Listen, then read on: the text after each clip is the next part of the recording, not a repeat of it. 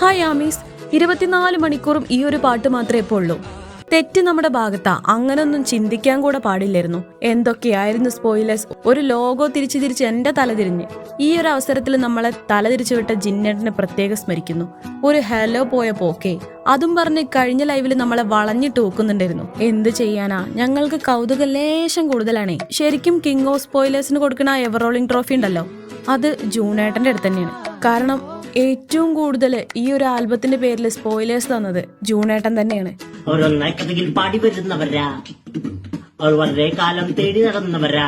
ധീര ധീര ധീര യുവജന മാനസപ്രിയ ധീര, സുരഭിര നായക വരധീര, യുവകുലനാശക വരധീര, നല്ല വിലോല മഹാധീര.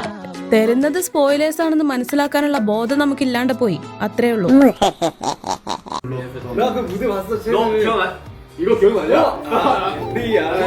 അങ്ങനെ നമ്മുടെ സംശയങ്ങൾക്കൊക്കെ അവസാനമായി ആൽബത്തിന്റെ പേര് വന്നു. ആരിരാങ് എന്നാണ് പേര്. ആരിരാങ് എന്നത് ശരിക്കും കൊറിയയിൽ ഫേമസ് ആയ ഒരു ഫോക്ക് സോങ് ആണ്. ഇത് കൊറിയയിലെ അൺഒഫീഷ്യൽ നാഷണൽ ആന്തമായിട്ട് വരെ കണക്കാക്കപ്പെടുന്നുണ്ട്.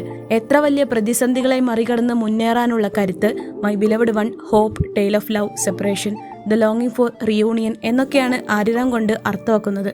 സന്തോഷവും സങ്കടവും അതിജീവനവും എല്ലാം ഈ ഒരു വാക്കുകൊണ്ട് റെപ്രസെന്റ് ചെയ്യുന്നു എന്ന് വേണമെങ്കിൽ പറയാം. എന്തുകൊണ്ട് BTS അവരുടെ ആൽബത്തിന് ആരിരാങ് എന്ന് പേരിട്ടു എന്നിനി പ്രത്യേകം പറയേണ്ട ആവശ്യമില്ലല്ലോ. ശരിക്കും ഈ ഒരു ആൽബത്തിന് ആരിരാങ്ങിനേക്കാളും മികച്ചൊരു പേര് കൊടുക്കാനുണ്ടോ എന്നുള്ള കാര്യത്തിൽ വരെ സംശയമാണ്.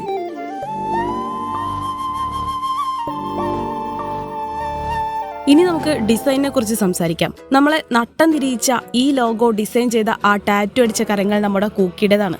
മൊത്തം 4 ഡിസൈനാണ് കൂക്കി കമ്പനിക്ക് കൊടുത്തിട്ടുണ്ടായിരുന്നത്.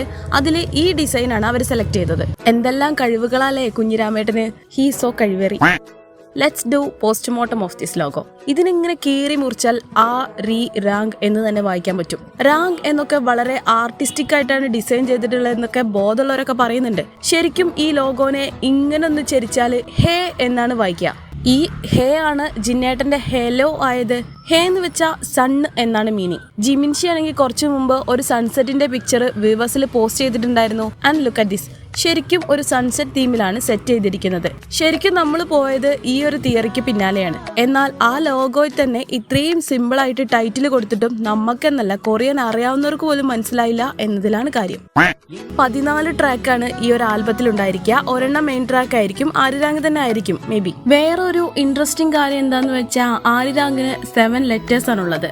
കോയിൻസിഡൻസ് ആയിരിക്കോ? ഇത്രയും നാളും സ്നേഹം അല്പം പോലും കുറയാതെ ഒരു കൂടപ്പിറപ്പിനെ പോലെ അവരെ കാത്തിരുന്ന നമുക്ക് BTS തരുന്ന ഒരു സ്നേഹ സമ്മാനം, ലൈക്ക് എ ലവ് ലെറ്റർ.